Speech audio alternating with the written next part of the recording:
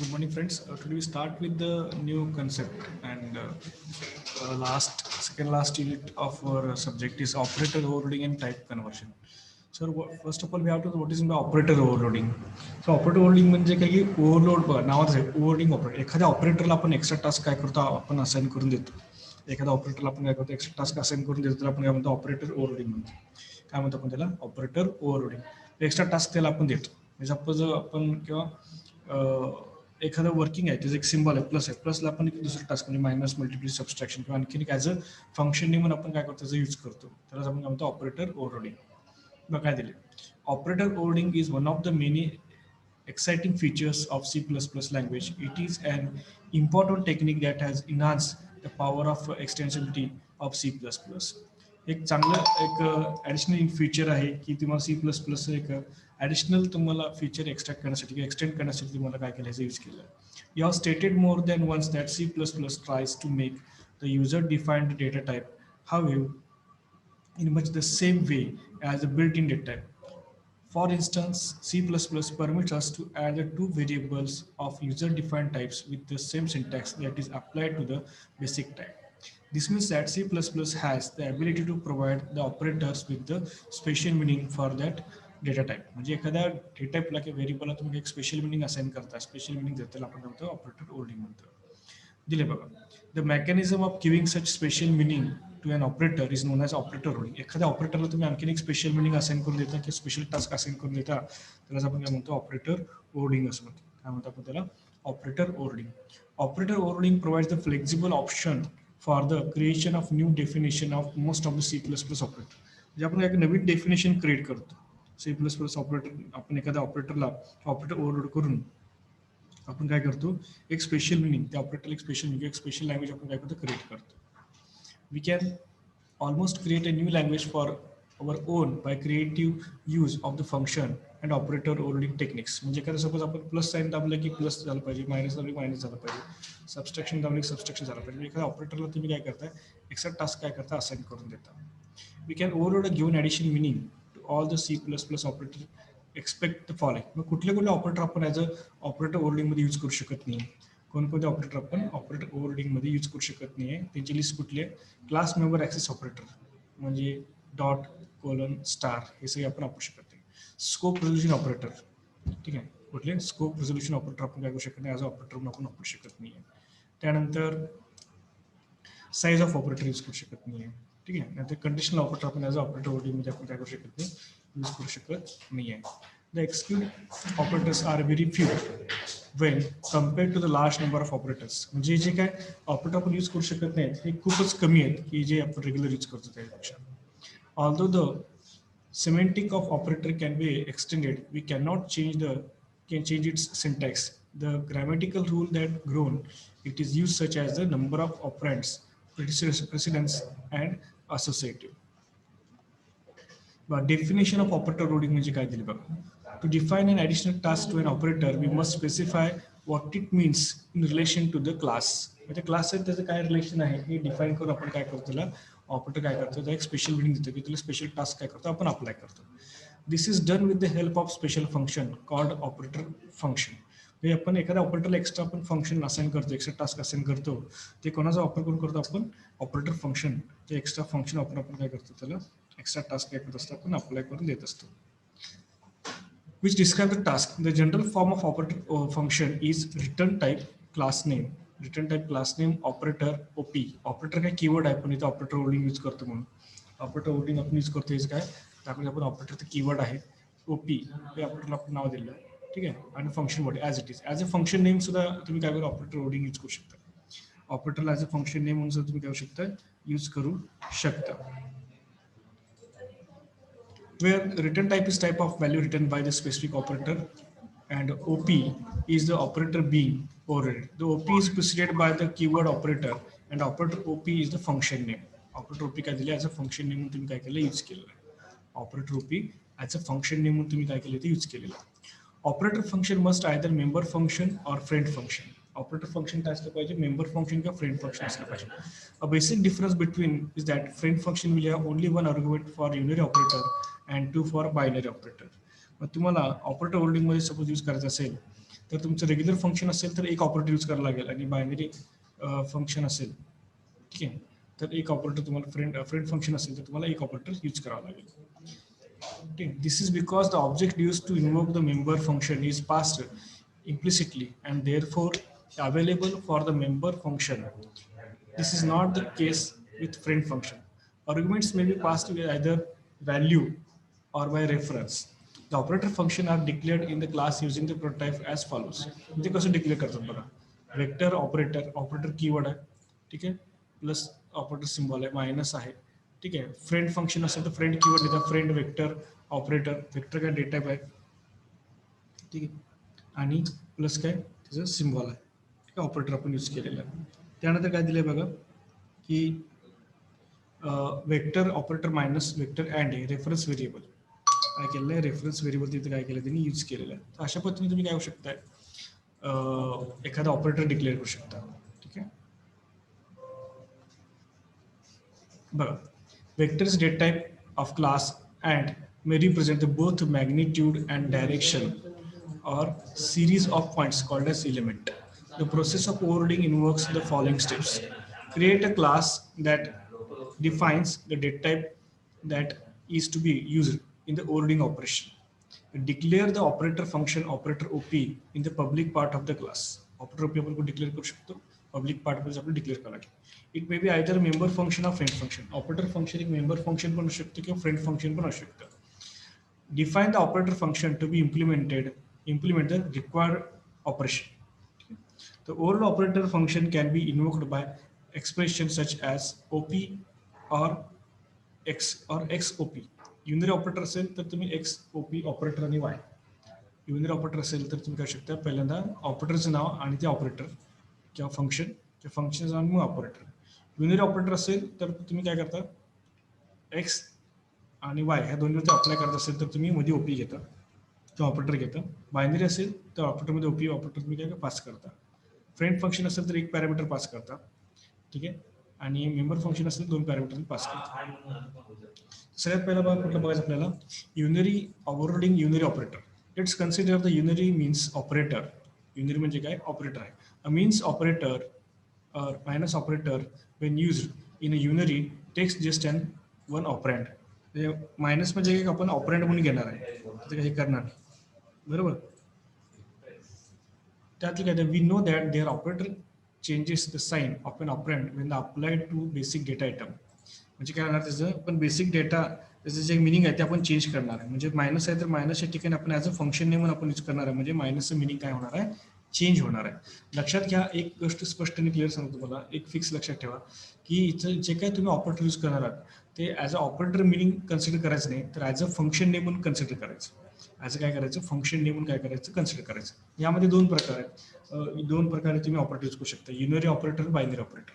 Unary operator म्हणजे काय, एकाच डेटावरती ऑपरेंडवरती, आता बघा 2+3 त्यात 2 आणि 3 काय झालं, ऑपरेंड झालं, आणि प्लस काय झालं, ऑपरेंड झालं, प्लस काय झालं, ऑपरेंड झालं, बरोबर आहे. दोन ऑपरेंड वरती तुम्ही एक ऑपरेटर काय करताय, ओव्हरलोड करता, यूज करता, बरोबर आहे. एकाच ऑपरेटर तुम्ही यूज करत असाल तर काही युनरी ऑपरेटर म्हणतो, आणि दोन ऑपरेटरवरती तुम्ही ऑपरेटर यूज करणार असाल, दोन ऑपरेंडवरती तुम्ही एक ऑपरेटर वापरणार असाल तर त्याला बायनरी ऑपरेटर लोडिंग म्हणतात.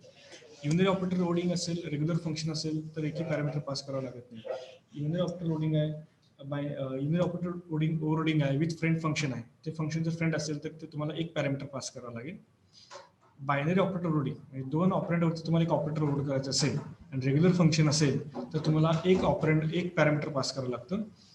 बायनरी ऑपरेटर लोडिंग आहे, फ्रेंड फंक्शन आहे, तर तुम्हाला दोन ऑपरेटर किंवा दोन पॅरामीटर काय करावं लागतात, पास करावं लागतं, किंवा दोन ऑब्जेक्ट तुम्हाला पास करावं लागतं.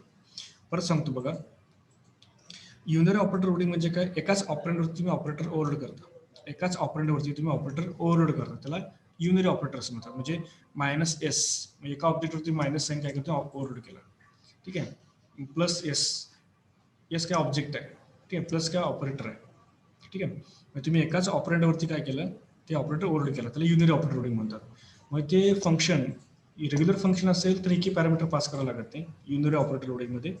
युनरी ऑपरेटर लोडिंगमध्ये बायनरी फंक्शन असेल, बायनरी तुम्हाला ऑपरेटर ओव्हरलोड करायचं असेल, ठीक आहे, बायनरी ऑपरेटर ओव्हरलोड करायचं असेल म्हणजे S1 + S2 ठीक आहे, S1 प्लस S2 म्हणजे दोन ऑपरेटरवरती तुम्हाला ऑपरेटर लोड करायचं असेल, दोन ऑपरेंडवरती ऑपरेटर लोड करायचं असेल आणि ते फंक्शन रेग्युलर फंक्शन असेल तर एक पॅरामीटर तुम्हाला पास करावं लागतं, एक पॅरामीटर तुम्हाला पास करावं लागतं.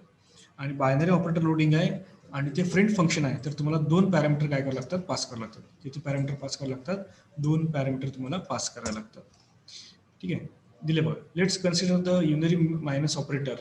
Minus operator when used as a unary takes just one operand. म्हणजे आपण युनरी म्हणून वापरणार असेल तर फक्त एकच ऑपरंट वापरा तुम्ही.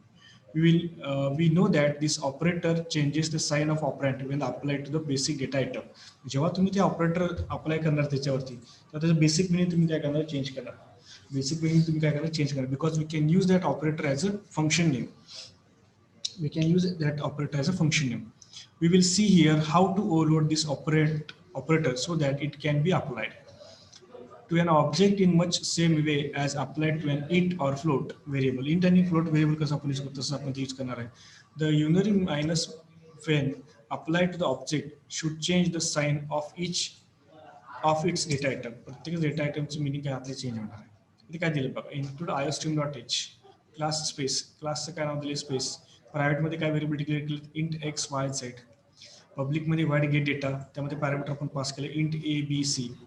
वाईड डिस्प्ले जे पॅरामीटर आपण पास केले ते व्हॅल्यू विसरून घेतले, ते काय केलं, डिस्प्ले केले. आणि वाईड ऑपरेटर, इथं वाईड काय डेटा आहे, ऑपरेटर काय कीवर्ड आहे की आपण इथं ऑपरेटर फंक्शन यूज करणार आहे.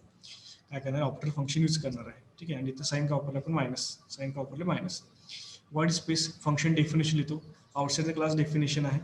ठीक आहे, वाईड डेटा आहे, स्पेस काय फंक्शनचं नाव आहे, स्कोप रिझोल्यूशन ऑपरेटर.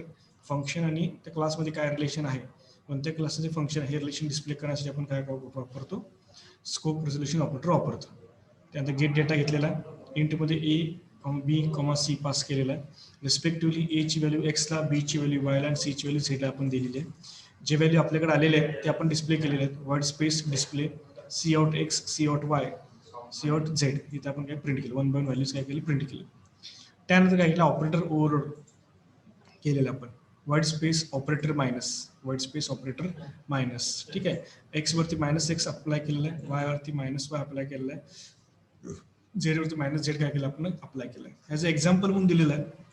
इथे तुम्ही डेफिनेशन काय पण लिहू शकता, फंक्शनची डेफिनेशन तुम्ही काय लिहू शकता. ठीक आहे, फक्त इथे फंक्शन नेम आपण काय करू शकतो, यूज करू शकतो. लक्षात ठेवा, फंक्शन नेम म्हणून आपण काय करतो, ऑपरेटरचं यूज करू शकतो. पण ॲक्च्युअल प्रॅक्टिकल काय चेंजेस त्यातल्याबद्दल हे पण तुम्हाला दाखवण्यासाठी ते एक्झाम्पल त्यांनी घेतलेलं आहे. तर पॉझिटिव्ह एक्सला निगेटिव्ह एक्स असाइन म्हणजे ओव्हरलोड केलेला आहे. पॉझिटिव्ह वायला मायनस वाय ओव्हरलोड केलेला आहे. पॉझिटिव्ह झेडला मायनस झेड काय ओव्हरलोड केलेलं आहे. ठीक आहे, आता इंट मेन फंक्शन बघा. स्पेस नावाच्या क्लासला आपण एस नावाचा ऑब्जेक्ट क्रिएट केले. We can create yes object for the space class. After that, yes dot get data, we can pass the parameter for the get data like 10 minus 20 30. Respectively, these values can go to the get data function and assigned to the respective x y z, x y z. After that, c out s, we are going to print the value of s which is stored on means yes object. Yes dot display will display all the values which will be stored in the yes object. Then we can overload the operator like minus s. We can overload minus operator to the s single object. The single object minus s. C out s. Yes dot display.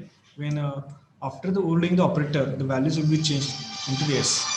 So let's see the what is the change when. What is the change when we apply assign the operator to that object. And s is equals to 10 minus 20 30. आपण initially काय pass केलं होतं 10 minus 20 आणि 30 आणि आपण minus sine apply त्याच्यावरती overload केला होता. प्लस मायनस मायनस 10 होणार, मायनस 20चं तर मायनस मायनस प्लस होणार, मग प्लस 20 होणार आणि प्लस 30चं काय मायनस 30 होणार, कारण मायनस साईन काय केलं, ओव्हरलोड केलं, मायनस सिम्बॉल काय त्याच्यावरती ओव्हरलोड केलेलं आहे. ठीक आहे, मग एकदा कोड चेक करून बघा, आणखीन एकदा काय शंका असेल तर विचार. कोड चेक करून बघा, वाचून बघा, काय शंका असेल तर विचार.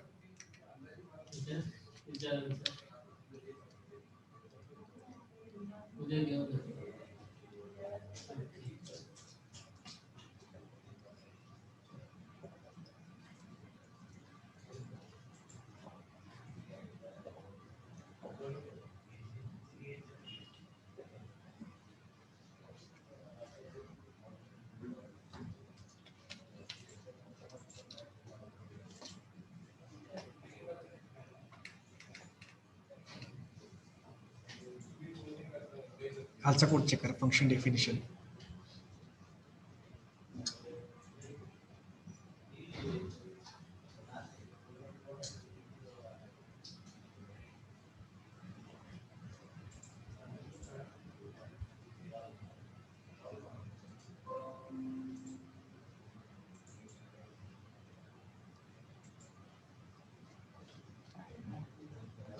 मेन फंक्शन चेक करा.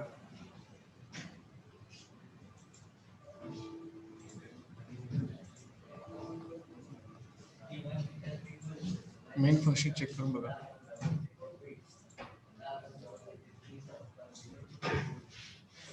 ठीक आहे, तर आउटपुट बघा त्याचं काय.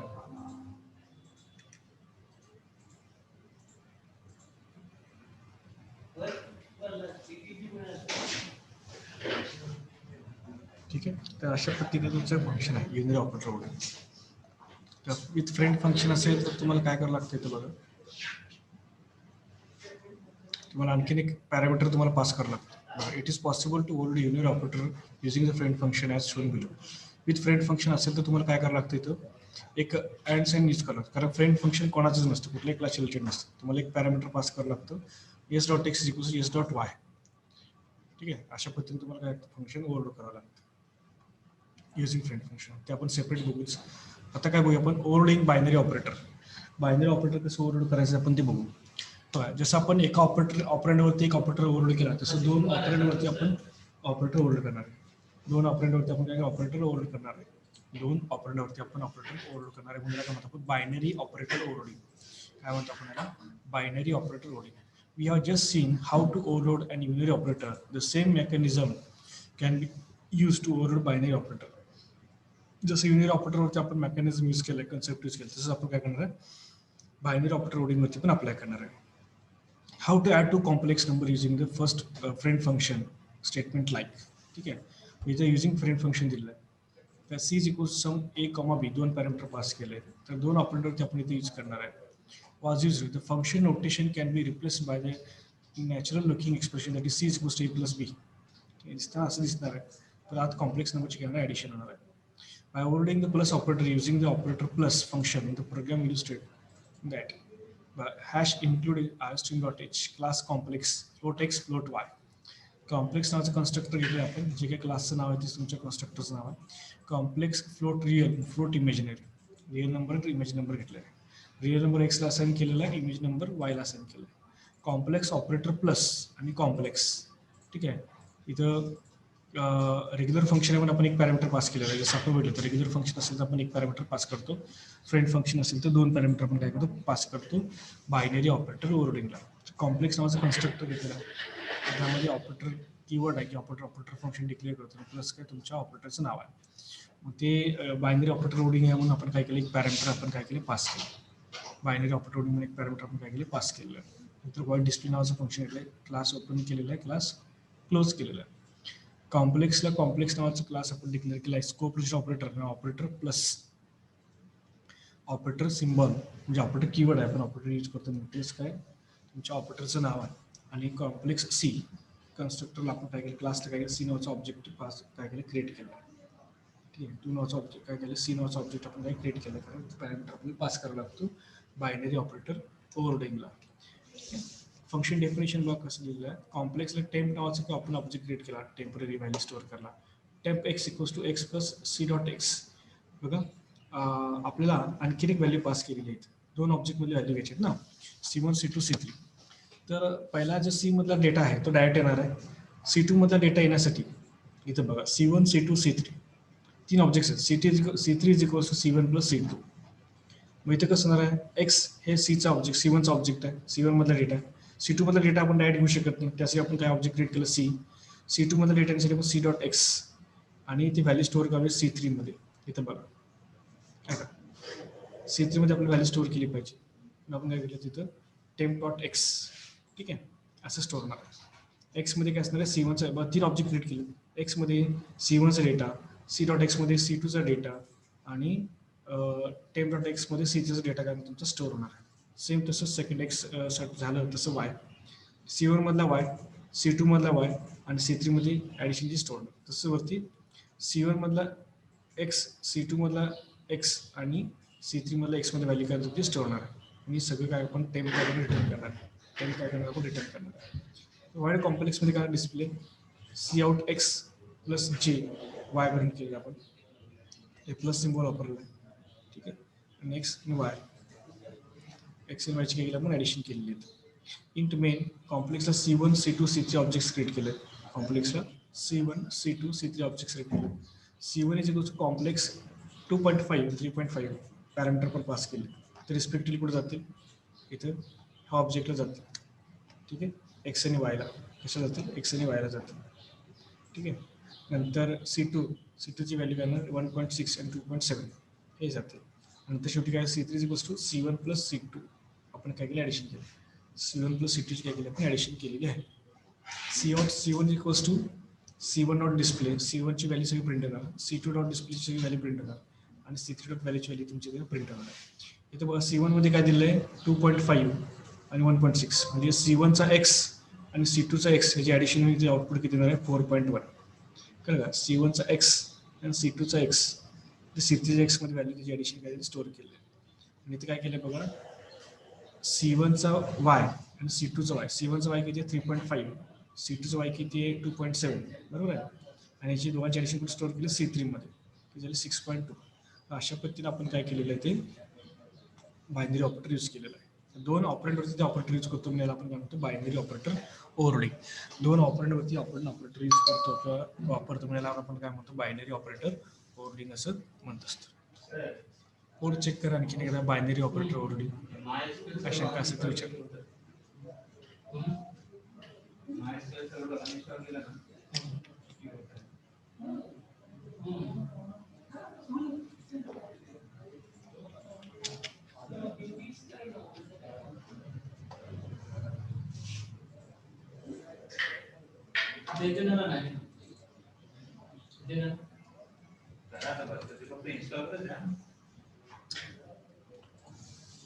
हा कोड चेक झाला. फंक्शन डेफिनेशन चेक करा.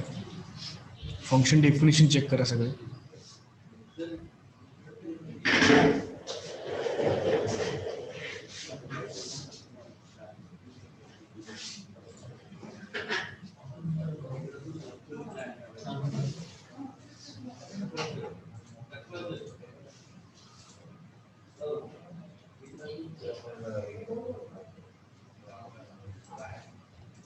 ठीक आहे. मेन फंक्शन चेक करा.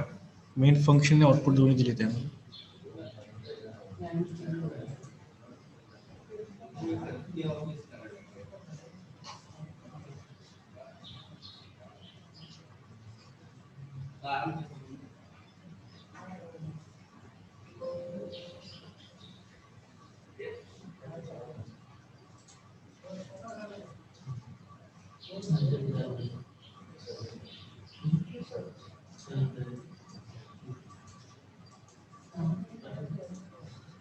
ठीक आहे. तर अशा पद्धतीने आपण आज काय बघितलं? ऑपरेटर लोडिंग म्हणजे काय? एखाद्या ऑपरेटरला आपण एक्स्ट्रा टास्क आपण असाइन करतो त्याला आपण ऑपरेटर लोडिंग म्हणतो. तर ऑपरेटर लोडिंगचे प्रकार किती? दोन प्रकार आहेत. युनरी ऑपरेटर लोडिंग आणि बायनरी ऑपरेटर. ऍक्च्युली आपण operator function as a function आपण काय करतो? यूज करतो. ऑपरेटर काय करतो? आपण ॲज अ फंक्शन आपण काय करतो?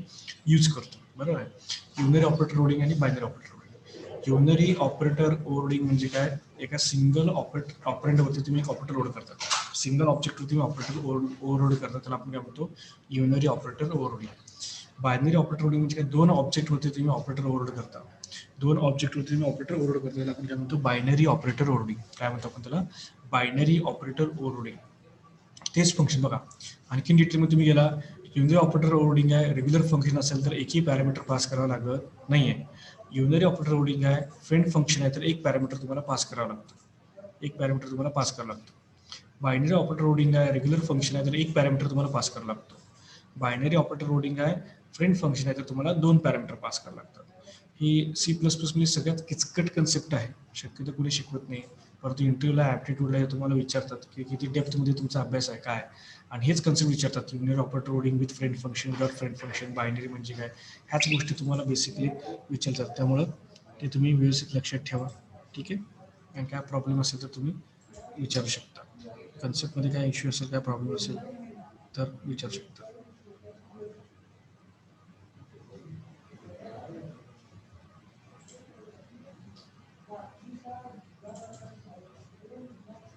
ठीक आहे. प्रेझेंटी द्या. चॅट बॉक्सवर प्रेझेंटी लावा. थांबला तरी चालेल.